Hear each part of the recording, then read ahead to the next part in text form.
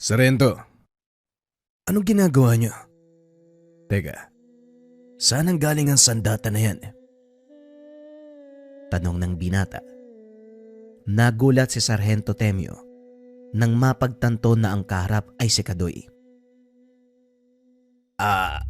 Wala naman. Pinapatignan ko lang sa'yo kung may sira ba ang talim. Kakaiba ang kilos mo ngayon, Sarento ah. Bagong gawa ang kampila na yan. Paano magkakasira ang talim? Pero ang tanong, sino may gawa niyan? Tanong ni Kadoy habang pinagmamasdan ang kampilan. Sa kabila ng pagtataka, hindi na ito binigyan pa ng gaanong pansin dahil bigla siyang tinawag ni Mang Siloy. Kadoy, ayos na masisidlan ng gulok nila Karamon. Sige ho tay, pasabihan na lang si Nakaramon, salamat po. Sarento, nakahanda na ba kayo? Oo, nakahanda ng bagong pangkat. At isa pa, malaki ang tiwala nila sa mga bagong sandatang mula sa iyo, Kadoy. Ipinagdarasal ko pa rin na mali ang inakala natin kay Saturno. Mukha siyang mabait na tao eh. Sana nga, Kadoy. Ayoko rin magkaroon ng problema sa pangkat ng mga haring bakal. Pero kung hinihiling ng pagkakataon, wala akong magagawa. Gabi pa lamang, nagbuo na ng plano ang dalawang pangkat. Si Karamon at ang mga kasama nito ang magbabantay sa paligid. Samantalang ang bagong grupo ni Sargento Temyo naman ang sasama kay Kadoy.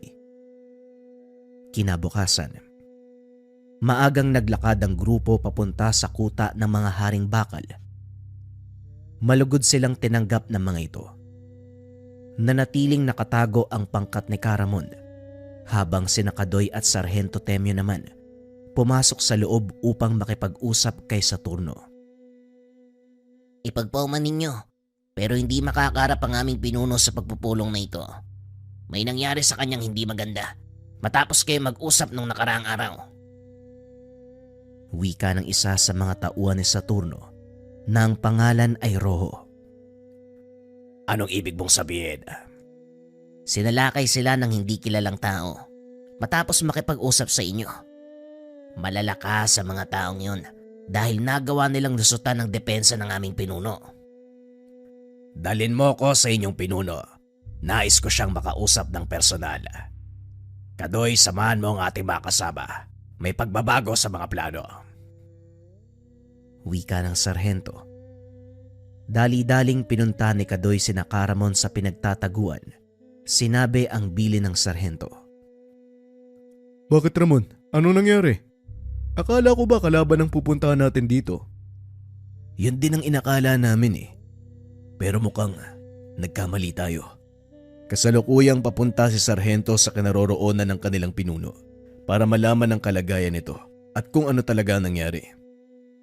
Anong gagawin namin dito? Huwag mo sabihing pumunta kami sa lugar para maging bantay. Mukhang nagsasayang lang tayo ng oras. Malaya kayong umalis kung sa tingin nyo ay nagsasayang kayo ng oras. Sige na, mauna na ako. Ang lakas ng lobong magmalaki ah. Dahil ba ikaw ang tagapagmana ng martilyo ni Mapulon? Ang taas ng tingin mo sa sarili mo. Wika ni Karamon. Huminto sa paglalakad si Kadoy at nilingon nito. Hindi mataas ang tingin ko sa aking sarili. Ikaw ang masyadong mapagmalaki. Pasensya na, pero hindi namin kailangan ng ganyan sa ngayon. Kailangan namin ng totoong kasama. Nagkairingan ng dalawa. Nang inaya ni Karamon ang kanyang mga kasama para umalis, wala ni isa sa mga ito ang sumama. Ano? Hindi kayo aalis? Magsasayang kayo ng oras para magbantay dito? Karamon, makatarungan lang naman siguro na manatili tayo bilang pagtalima sa tawag ni Sargento. At isa pa, si Kadoy ang lumikha ng mga sandata namin. Sana wag mong kakalimutan yon. Wika ng isa sa mga tauhan ni Karamon, isang binata na nagngangalang Diego. Manang-mana ka sa iyong ama, Diego. Namatay para sa iba. Pero ni minsan, Hindi kinilala ang kanyang kabayanihan. Yun din ba ang gusto mong mangyari sa'yo? Ang kabayanihan ay walang hinihintay na pagkilala at mas lalong hindi ito nag-aantay ng anumang kapalit. Mananatili kami, Karamon. Hindi dahil gusto naming magpakabayani o kilalanin ng iba ang aming ginawa. Kailangan naming gampanan ang tungkulin. Wika ni Diego at lalong nagalit si Caramon. Naglakad papalayo sa lugar. Ngunit hindi pa man tuluyang nakakalampas. Biglang may sumakal sa matanda. Inihagis ito sa isang puno. Nagulat si Kadoy nang marinig nito ang malakas na kalabog sa lupa. Kanya-kanyang bunot ng itak ang ilan sa mga kasama. Sinugod ang lalaking umatake kay Ramon. Kaso nga lang napakabilis itong kumilos. Idagdag mo pa ang napakalakas na kabal na hindi tinatabla ng itak na gawa ni Kadoy. Umalis ka na dito, Manong Kadoy. Mapapahamak ka lang kapag nanatili ka. Masyadong malakas ang kalaban at maaaring hindi namin kayanin. Kailangan nyo makalis dito bago pa mauli ang lahat. Hindi, Diego. Magantay lang kayo. Siguradong may darating na saklolo. Tama nga ang hinala ko. Martilyo nga ni Mapulon ang hawak mo, binata. Kung siniswerte ka nga naman. Wika ng isang lalaki. Isa-isang naglabasan ang mga kasama nito. Dumating naman ang grupo mula sa panig ni Saturno. Manong Kadoy, mag-iingat po kayo. Malakas ang taong yan. Siya ang dating pinuno ng aming samahan, si Matias. Umalis na po kayo dito. Kami na mga kasama ko ang bahala sa kanya. Roho, ang traidor kong pamangkin. Hindi ko lubusang akalain. Papanig ka kay Saturno. Masyado kang nabulag sa mga pangako ng taong yon. Wika ni Mang Matias. Pasensya na po, Tio. Pero hindi na tama ang ginagawa nyo. Kaya sapilitan kayong tinanggal sa pwesto bilang pinuno dahil dinadala mo ang kasamaan sa maling landas. Malibang maghangad ng lakas. Sa mundong ito, ang mga malalakas ang tanging nakakaligtas. Kailangan mong makipagsabayan. Pero wala na ako magagawa. Kung yan ang pinili mo, Roho, wala na tayong dapat pagtalunan. Biglang nagsipagsugod ang mga kasamahan. Nakagad namang sinalubong ng puwersa nila Caramon. Dali-daling inalalayan ni Kadoy ang matanda at dinala sa ligtas na lugar. Kumapit lang po kayo sa akin, Caramon. Sandali lang, darating na ang tulong. Wika ni Kadoy, habang pilit nitong inaampat ang dugo sa sugat ni Caramon. Bakit mo ko nililigtas? Bakit ka pa magsasayang ng pagod sa isang taong umalipusta at ang maliit ng kakayahan mo? Dahil ito ang kailangan kong gawin. Tugon ni Kadoy habang tinatalian ng braso ng matanda. Matapos ay inakay niya ito palayo sa lugar. Samantalang sa panig naman nila Sargento Temio, nagawa nitong kausapin si Saturno. Malubha ang kalagayan nito, kaya hindi magawang tumayo sa higaan. Nakakayang makita mo ko sa ganitong kalagayan. Pasensya ka na. Wika ni Saturno. Walang problema. Ako ang dapat humingi ng paumanhin sa panggagambala. Pero may mga bagay akong gustong malaman. Una sa lahat, maaari mo bang sabihin kung sino ang may gawa nito sa'yo? Ang pangkat na humiwalay sa amin na pinamumunuan ni Kamatias. Hindi ko akalaing aabot sa ganito ang galit niya. Bakit? Ano ba ang pinagmulan nito? Kung hindi mo mamasamay ng aking tanong. Ang dating pinuno ay sapilitang inalis ang tungkulin dahil sa maling gawain. Ginagamit niya ang kakayahan ng Haring Bakal sa pansariling kapakanan. Ang ilan ay umaanib sa sindikato upang kumita ng pera. At ang ilan naman, inaabuso ang kakayahan upang manakot ng mga pangkaraniwang tao.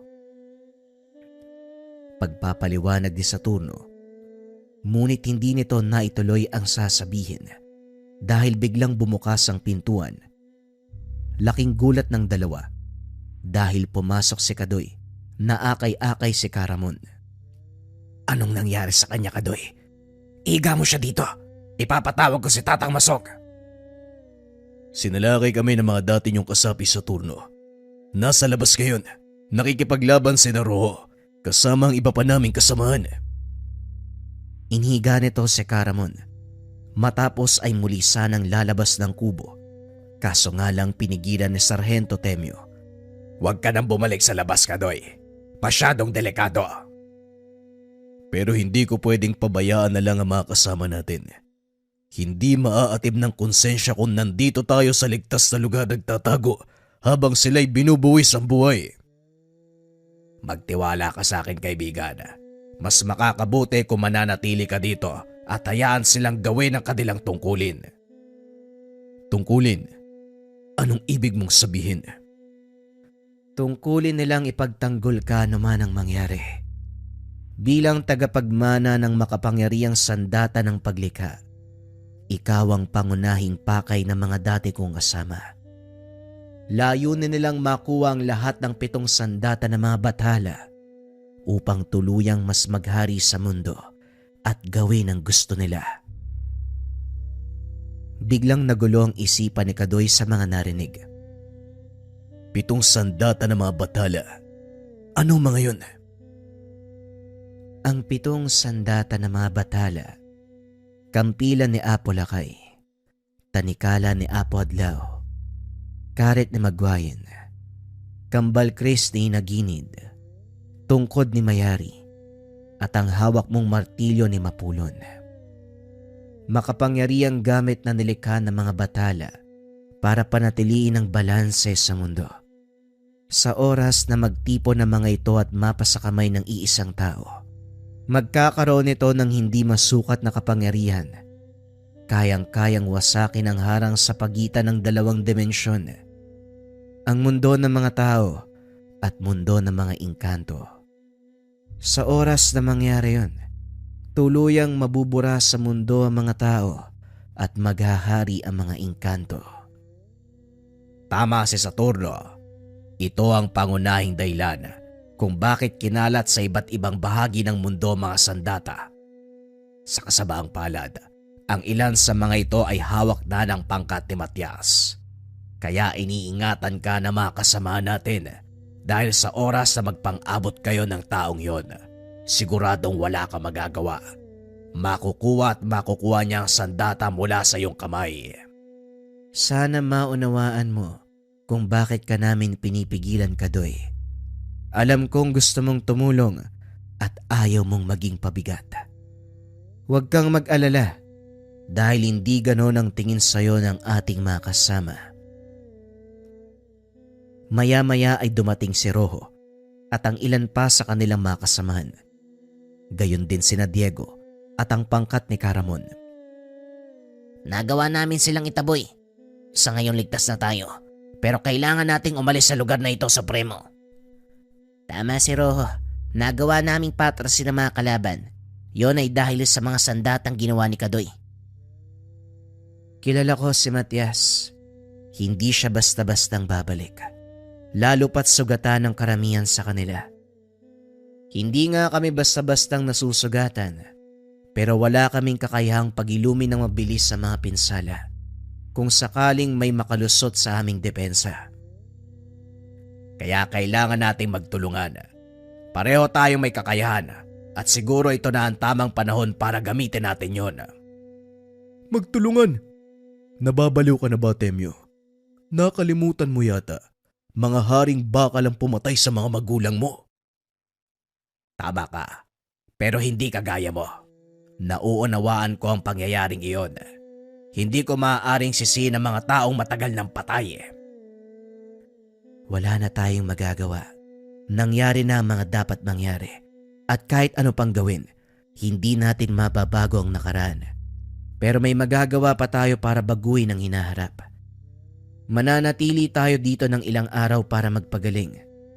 Pagkatapos tutulak tayo papunta sa kinaroroonan ng aking kapatid na si Solomon. Doon mas ligtas tayo. Hindi basta-bastang mapapasok ni Matias ang kuta dahil malakas na mambabarang ang nakapaligid sa lugar. Ginamot nila ang mga sugatan. Nagpagaling ng ilang araw. Matapos ay tumulak na ang mga ito papunta sa kuta ng kapatid ni Saturno. Pagdating pa lang sa bukana ng kuta, kagad na silang sinalubong ng malalaking aso. Hawak-hawak ang dalawa ng malalaking kalalakian na nakatalukbong ang muka. Dahil kilala si Saturno sa lugar, pinapasok ng bantay ang mga ito. Pagdating sa loob ng kuta, nakita ni Kadoy ang napakaraming tao nakatayo sa gilid ng daan. Ang ilan sa mga ito ay nakikipagbatian kay Saturno at ang ilan ay nag-aalok ng pagkain sa kanila. Maya-maya ay lumantad ang isang lalaki na halos kaidaran ni Saturno. Ikinagagala kitang makita, Saturno. Balita ako, binalikan kayo ni Matias. Gayon din ako, Manong. Tama ka, binalikan nga kami ni Matias. Ngunit hindi para magigante. Bumalik siya para sa binatang ito. Bago natin ipagpatuloy ang usapan, bakit hindi muna kayo tumuloy? Siguradong pagod sa biyahe mga kasama mo. Sugatan pa ang karamihan sa inyo. Wika ni Solomon. Kagaya ni Saturno, kagalang-galang itong manalita. Mahinahon. Pinatuloy niya ang mga panauhin sa malaking bulwagan upang makapagpahinga. Maraming salamat, Manong, at pasensya na. Dito kami napadpad ng aking mga kasama. Wala na ako naisip na pwede naming pagtaguan. Malaking pinsala ang naidulot namin kay Matias, kaya paniguradong maghahanda sila. Batay sa pagkakakilala ko kay Matias, hindi matutulog ang taong yun nang hindi nakakapagigante. Maiba ko, sino pala itong mga kasama mo? Nga pala, sila ang mga pangkat ng manunugis. Si Caramon, ang pinuno ng mga taga Bicol, at si Sargento Temyo naman, ang namumuno ng pangkat na dito nakabatay sa ating probinsya. At ang binatang yan na may hawak na martilyo, siya si Kadoy. Mamaya ko na ipapaliwanag sa iyo ang lahat. Sa ngayon, hayaan mo munang magpahinga, mga kasama ko. Pag-uusap ng magkapatid. Inasikaso ng ilang kababaihan ng baryo ang mga sugatan. Nilinis ang mga sugat. Hinainan ng makakain. Kinagabihan ng maisaayos na ang lahat. Pinatawag ni Solomon ang mga panauhin para sa isang pagpupulong. Alam kong pagod kayo mula sa nagdaang laban. Pasensya na mga kasama, pero may mga bagay akong nais linawin at malaman mula sa inyo. Wika ni Solomon. Tumayo si Sargento at nagsalita. Ako si Sargento Temyo, pinuno ng mga pangkat ng manunugis sa probinsyang ito. Ako magsasalita para sa amin. Mahusay kung ganun. Nais kong malaman kung ano ang punot dulo ng lahat ng ito. Sinalakay kami ng mga haring bakal. Nung una, inakala namin na mula yon sa pangkat ng kapatid mong si Saturno. Ngunit kalaunan, napag-alaman namin na si Matias pala ang may gawa. Ikinalulungkot ko ang kaganapan. Patungkol sa bagay na yan, sabihin nyo lang kung anong maaari naming maitulong. Nakahanda kami. Ngayon naman gusto ko malaman ng dahilan. Bakit kayo sinalakay ng pangkat ni Matias?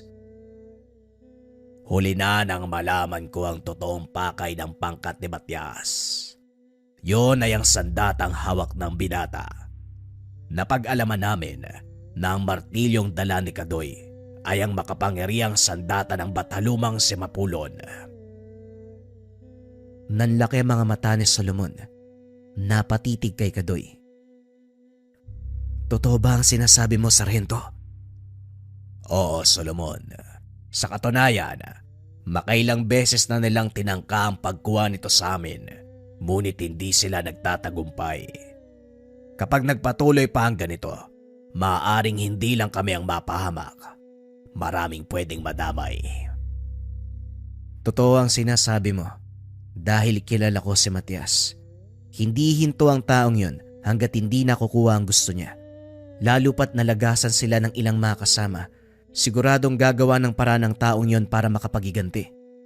Kaya naming ipagtanggol ang mga sarili. Ang kinakatakot lang namin, ang kaligtasan ng nakararami. Kilala mo ang aming pangkat, Sarhento. Matagal ka sa militar at alam kong marami sa aming mga kasapi ang patuloy na naglilingkod. Eto, bumalik ka sa iyong kampo. Ipakita sa kanilang sulat na ito. Tutugon sila sa anumang kahilingan mo. Wika ni Solomon habang inaabot kay Sarhento Temyo ang nakatuping papel. Maraming salamat, Solomon. Tugon ng Sarhento. Matapos tanggapin ang sulat, kaagad na itong umalis para bumalik sa kampo ng militar, hindi kalayuan sa kanilang kinaroroonan. Samantala, ibinaling ni Solomon ang atensyon kay Kadoy na noon ay nakikipag-usap sa ilang kasama. Paumanhin ko nakakabala, pero gusto sana kita makausap. Kadoy ang pangalan mo, hindi ba? Tama, Kadoy nga ang pangalan ko. Walang problema, tungkol saan ba ang pag-uusapan natin? Tungkol sa hawak mong sandata. Kung yung mamarapatin, maaari ko bang makita? Walang problema, yun lang pala eh. Tugon ni Kadoy.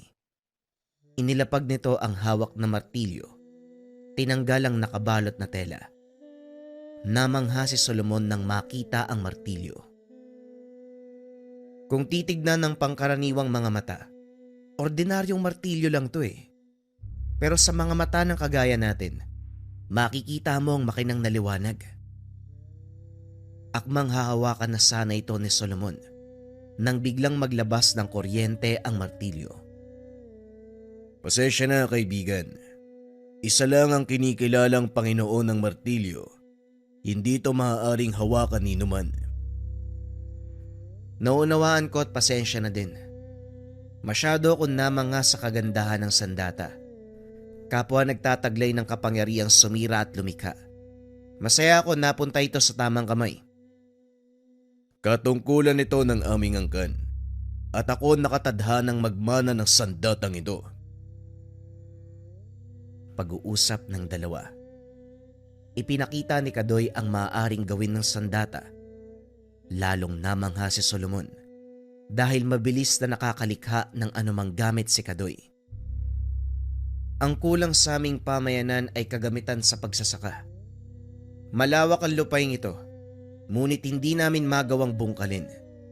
May mga alagang hayop ang nakatira dito, kaso nga lang sira ng mga kagamitan. Wala kaming kakayahang bumili ng bago dahil na rin sa kakapusan sa pera. Maaari mo ba kaming matulungan? Yun lang pala eh. Sabihin mo mga tao, ilabas ang kanilang lumang kagamitan. Titignan ko magagawa ko. Natuwa ang mga taga-nayon nang malamang tutulungan sila ni Kadoy. Ipinasundo na din ni Solomon ang ama nito, pati na rin ang pinsang si Manuel. Nagdala ng karagdagang materyales ang dalawa para makatulong sa anumang gagawin ng binata. Nagtayo ng maliit na pandayan si Kadoy sa tulong ng mga kasamahan. Ilang araw ang nakalipas, tuluyang natapos ni Kadoy ang mga proyekto. Labis-labis ang pagpapasalamat ng mga tao dahil dito. Alam kong hindi kayo mananatili ng matagal sa lugar na ito. Ngunit malaking tulong ang iniwan nyo sa mga kababaryo ko. Isang legasiyang habang buhay naming tatanawin. Naging mapayapa ang pananatili nila Kadoy sa lugar. Tinuruan din ito ang ilang kalalakihan na gumawa ng mga gamit pang saka. Nanatili ang binata sa lugar ng maigit 1 taon. Samantalang si Caramon at ang ilan sa mga kasama bumalik sa kanilang probinsya. Hindi na nagparamdam si Matias simula ng huling laban nila, kaya inakala ng binatang magpapatuloy na ang kapayapaan. Mukhang humupa na ang tensyon. Maaari na siguro kung bumalik sa aming tahanan. Mukhang wala nang paramdam mula kay Matias. Siguro nga nadala na ang taong yun. Bueno, kung talagang nais mong bumalik kung saan kang lumaking buhay, hindi kita pipigilan. Nandito kaming mga haring bakal para umalalay. Magsabi ka lang, Kadoy. Tugon ni Solomon. Matapos ang pag-uusap, nagpaalam na ang pangkat ni Kadoy. Samantalang si Sargento Temyo naman, nagpatuloy sa kanyang paglilingkod bilang sundalo. Sa tulong ni Solomon, nagkaroon din ng mas malakas na kaalyado ang kanyang grupo. Ay salamat, nakauwi na rin tayo sa bahay. Aba, tignan mo nga naman. Mabuti na lang nagtanim ako ng mga damo sa pastulan ng kambing. Araw-araw ko rin pong tinitignan ng mga alaga nyo, Tiyo. Kaya wala kayong dapat ipag-alala. Pag-uusap ni Mang Siloy at Manuel. Samantalang si Kadoy naman, direktang pumasok sa pandayan, sinindihan ang hurno. Para sa binata, hindi buhay ang lugar na iyon kapag hindi niya nararamdaman ang init na nagmumula sa nagbabagang uling. Ito rin ang nagbibigay ng hudyat sa mga tao na patuloy na tumatanggap ng gawa ang binata. Hanga din ako sa iyo, anak. Pagdating mo, pandayan ka agad ang inatupag mo.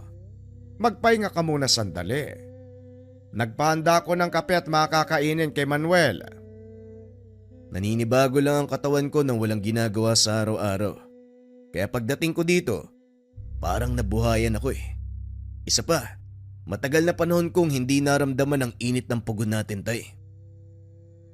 Maya-maya ay may lalaking dumating. May dalang bagay na nakabalot sa tela. Magandang hapon. Nakita akong umuusok dito sa pandayan nyo. Kaya nagbakasakali ako. Baka tanggapin nyo, ipapagawa ko eh. Bukas pa sana ang tanggapan ng gawa. Pero sige, dahil nandito ka na, ano bang ipapagawa mo? Eto, naputol kasi ang hawakan eh. Kaya gusto ko sanang pagawa ng bago. Tugon ng lalaki habang binubuksan ang nakabalot na gamit. Nagulat si Kadoy dahil tila gumalaw ang kanyang martilyong nakalapag sa landasan. Ang akala ng binata ay namalikmata lang. Kaso nga lang nang tuluyang mabuksan ang dala ng lalaki, dito na napagtanto ni Kadoy na sumasagot ang kanyang martilyo sa bagay na hawak ng lalaki. Kaibigan, may problema ba? Wala naman. Maaari ko bang malaman kung saan mo ginamit ang bagay na ito? Pinangtatabas lang ng damong pinapakain sa mga baka. Medyo luma na. Pero dahil magaan gamitin, sa tuwing nasisira, ipinapaayos ko na lang. Walang problema. Maaari mo nang iwan sa akin ang bagay na to. Balikan mo na lang kinabukasan. Pag-uusap ng dalawa. Biglang sumagot si Mang Siloy. Hindi, Kadoy. Gawin mo yan ngayon. Nagtaka ang binata sa sinabi ng ama. Ngunit salip na magtanong, pinili niyang sundin ang utos nito para siya mismo ang makaalam. Isinalang ni Kadoy ang kaperasong bakal sa hugis karet na baga. Maya-maya ay kinuha din ito para simulan ang pagpapanday. Nasira ang bahaging pinaglalagyan nito ng kahoy na hawakan at yon ang gagawin ng binata. Ngunit habang pinapalo niya ito, unti-unting nagbabago ang anyo ng karet. Sinasabi ko na nga ba? Ginoo, maaari mo bang sabihin sa amin ang katotohanan? Saan ang galing ang karet na yan? Pagmamay-ari yan ng tatay ko. Matagal na kami nagtatrabaho sa bakahan. Simula bata ako, yan ang ginagamit kong pantabas ng damo. Alam mo ba ang karet na yan ay hindi pangkaraniwan? Ha? Paano nyo nasabi, Manong? Wala namang kakaiba kung akong titingin dyan. Kung gusto mo, papalitan ko na lang ito ng mas bago. O hindi kaya, mamili ka alinman sa mga itak. Kunin mo kahit ilan ang gusto mo. Naku, magandang alok po yan eh. Pero pasensya na. Hindi ko po ipagpapalit ang karet na yan, Manong. Alaala yan ng tatay ko.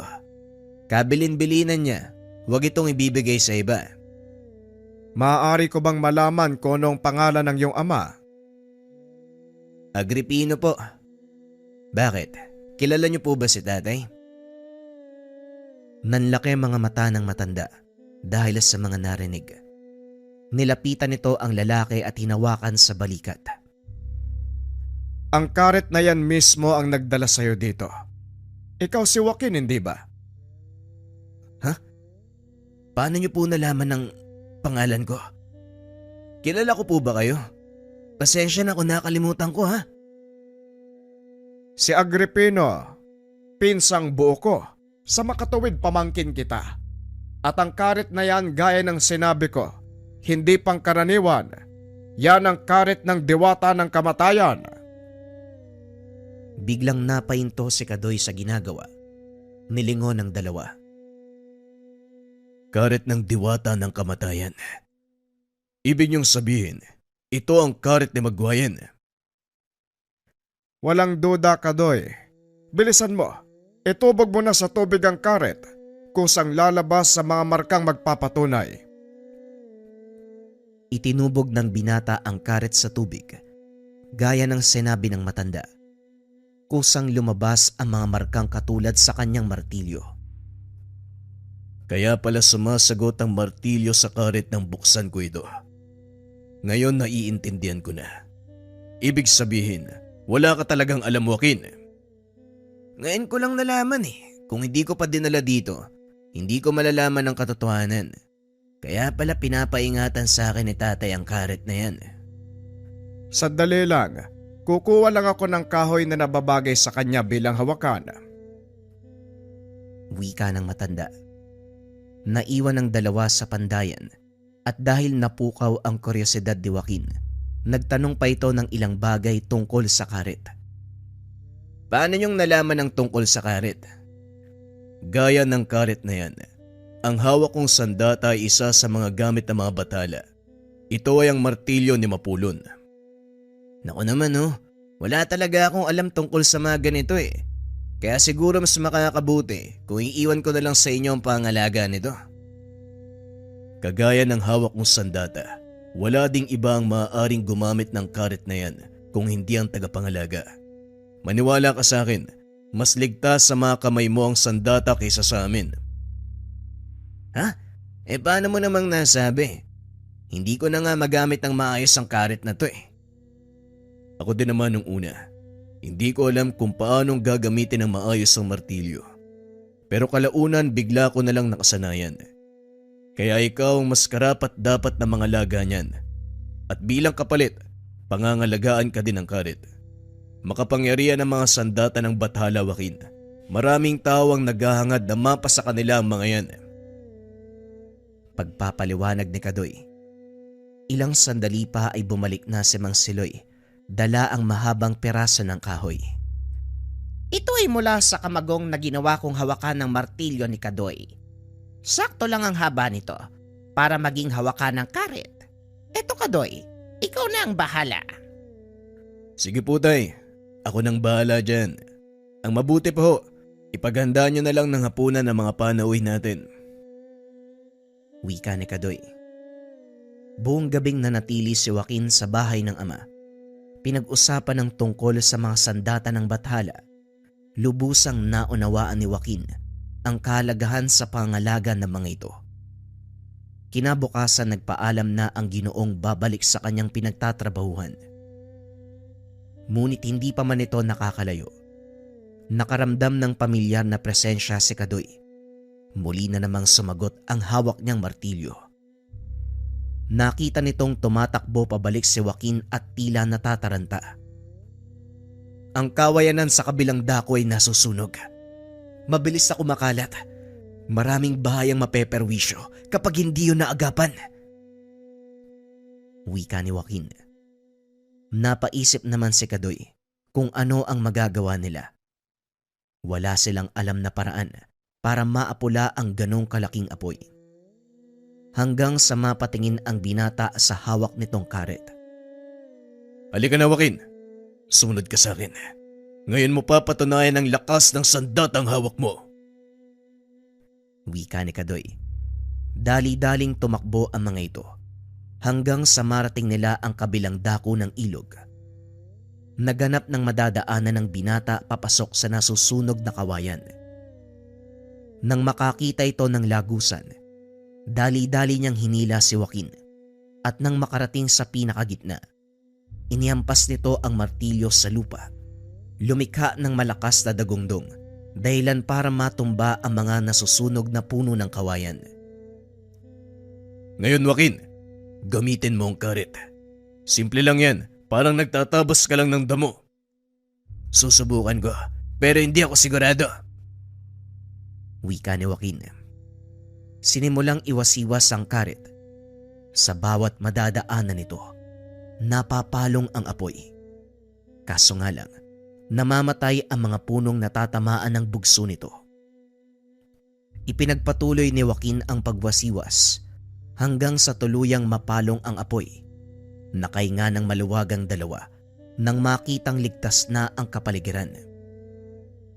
Ano? Naniniwala ka na? Oo, pero paano nangyari yun? Ang karet ni Magwayen may kakayahang kumuha ng anumang buhay, mapa-elemento o tao. Nagkataon na ang apoy ay isa sa 4 na elemento ng mundo, pero hindi yan ang dapat nating alalahanin. Sinong may gawa ng sunog na to? Maaring ligaw na apoy lang yun. Madalas nangyayari ang ganyan sa bakahan. Sige na, mauuna na ako. Marami pa akong gagawin. Maraming salamat, Kadoy. Tugon ni Joaquin. Hindi na ito napigilan ni Kadoy dahil nagmamadali ng umalis. Bumalik ang binata sa kanyang tahanan. Nakita si Mang Siloy na nakatanaw sa pinagmula ng usok. Mukhang hindi pangkaraniwan ang sunog na yun ah. Ano sa tingin mo, Kadoy? Doon po kami nanggaling, Tay. Sa palagay ko din po, hindi pangkaraniwan ang pinagmula ng apoy. Mukhang isa-isa nang lumalantad ang mga sandata. Bueno, maiwan na muna kita. May kailangan akong asikasuhin sa bayan. Ikaw na ang bahala dito. Pupunta naman si Manuel, hindi ba? Sige po, Tay. Ako nang bahala dito. Pag-uusap ng mag-ama. Wala namang nangyaring kakaiba ng araw na yun. Ngunit ng sumunod na araw, dumating si Sargento Temyo, dala ang masamang balita. Kadoy, may masamang nangyari sa kampo ni Solomon. Ikinalulungkot kong sabihin, wala na si Saturno. Ano? Teka, anong nangyari, Sargento? Paanong namatay si Saturno? Ayon sa mga impormasyon, nilason silang magkapatid. Nakaligtas si Solomon dahil naagapan ito ng kanilang ama. Ngunit malakas ang laso na pumasok sa katawan ni Saturno kaya walang nagawa para mailigtas. Sandali lang, magsasabi ako kay Tatay. Kailangan kong kumustahin ang kalagayan nila sa nayon. Sasamahan kita. Gusto ko rin makausap ang mga kasama nating nakaantabay sa kanilang nayon. Matatandaang nagpaiwan ang ilan sa mga kasama ng sarhento upang makatulong sa mga taga-nayon sa pagsasaka. Kinagabihan kinausap ng binata ang ama. Pumayag naman ito sa gusto niyang gawin. Pagsikat ng araw, umalis na kagad sina Sargento Temyo at Kadoy. Pagdating sa nayon, sinalubong sila ng mga nakakatanda. Nag-iiyakan ng mga ito sa tuwa nang makita ang binata. Mukhang malaking trahedya nga ang nangyari dito. Halika, puntahan muna natin si Solomon. Dali-daling naglakad ang mga ito papunta sa kubo ni Solomon. Laking gulat ng binata dahil inaalalayan lang ito ni Rojo. Kadoy, Sargento, mabuti naman nakarating kayo. Wika ni Rojo. Ikinagagal ako kayong makita muli. Pero pasensya na kayo ha. Nakita niyo ako sa ganitong kalagayan. Wika ni Solomon. Wala kang dapat ihingi ng pasensya, Solomon. Ikinalulungkot namin ang nangyari sa'yo. Malakas na laso ng ginamit ng kalaban, Kadoy. Dahil doon namatay si Saturno at tuluyang nawala ang aking kakayahan na magpagana ng mga orasyon. Nangihina pa rin ang katawan ko, kaya pasensya na kung hindi ko kayo matutulungan sa laban. Nauunawaan ko. At isa pa, nandito kami para tumulong. Sinong may gawa nito? Si Matias. Gaya ng sinabi ko, hindi siya titigil hanggat hindi nakakaganti. Kung ganun, may mga kakampi silang mga manlalason. Tama ka, Kadoy. Hindi namin napagandaan ang ginawa nilang atake. Lason sa palipad hangin ang ginamit nila. Mga traidor talaga. Sarento, sa palagay ko, kailangan na nating kumilos para matapos na ang lahat ng ito. Yan din ang gusto kong mangyari. Hayaan mo, magpapadala ako ng mensahe sa ating mga kasamahan. Siguro, hayaan na lang natin sina Karamo. Anong hayaan? Nababaliw ka na ba? Napahamak din ako dahil sa Matias na yan. Baka nakakalimutan mong siya ang dahilan kung bakit naratay ako sa higaan ng ilang araw. Karamon, kanina ka pa ba dito? Kahapon pa. Mas nauna kaming dumating kaysa sayo.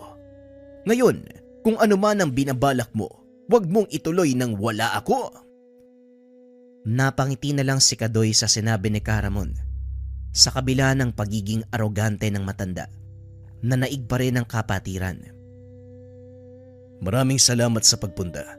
Malaking tulong ang presensya nyo. Pasensya na, naliligaw ako eh.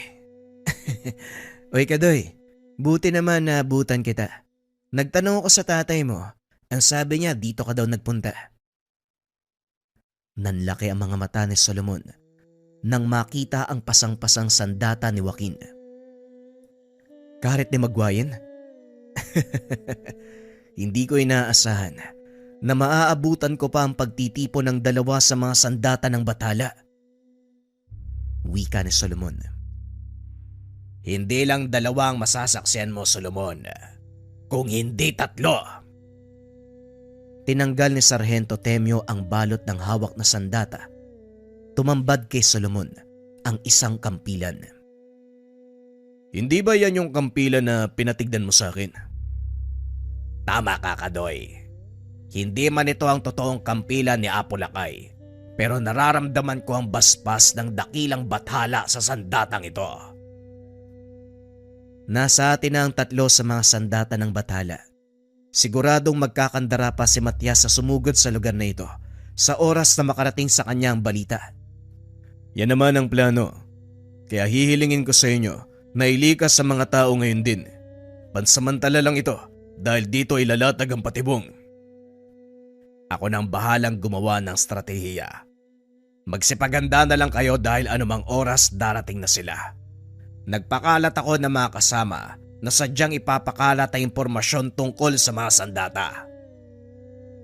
Nauunawaan ko. Ngayon din sisimulan ng paglilikas sa mga tao. Pero ipangako nyo na hindi masisira ang buong nayon. Hindi kami maglalaban sa mismong loob ng nayon.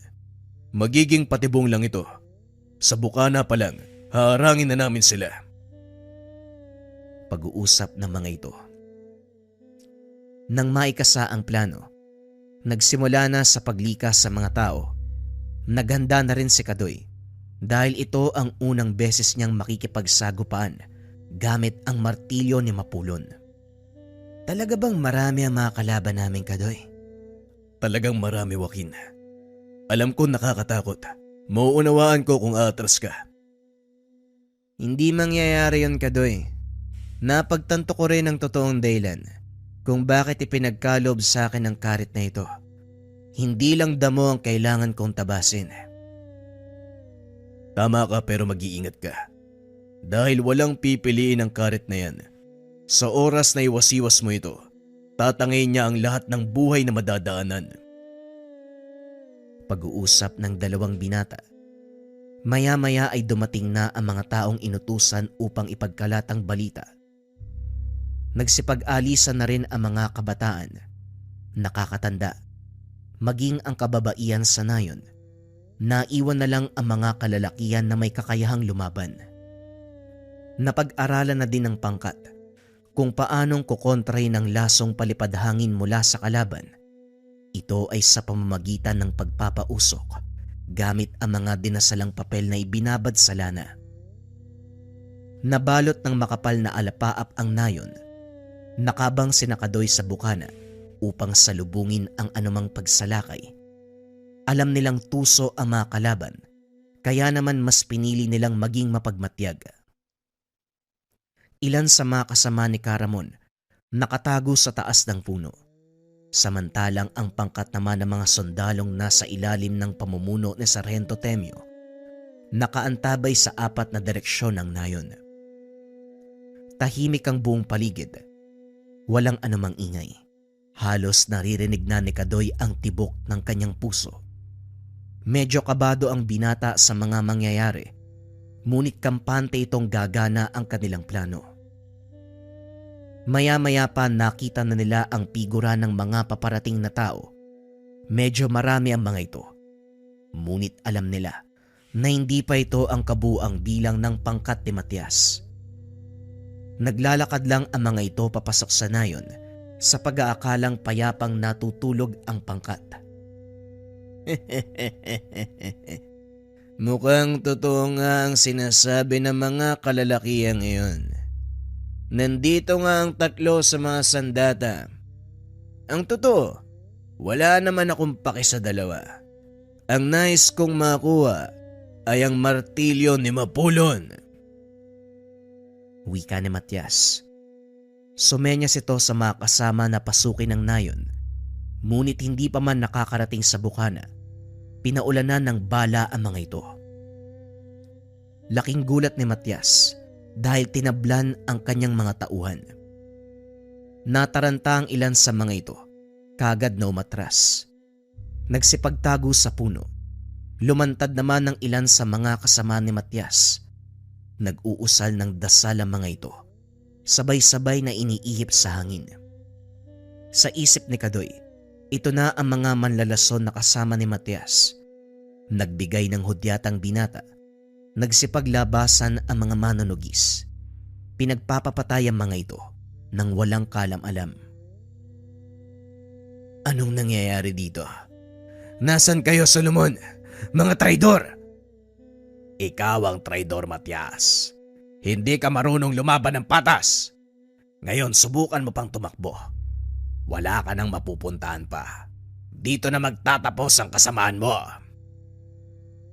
Wika ni Sargento Temio.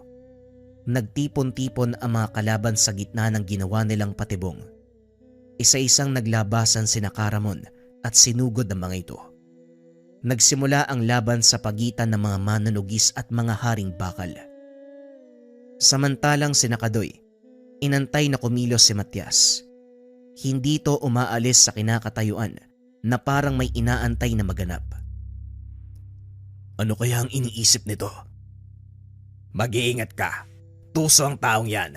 Huwag ka basta-bastang susugod. Biglang tumawa ng malakas si Matias.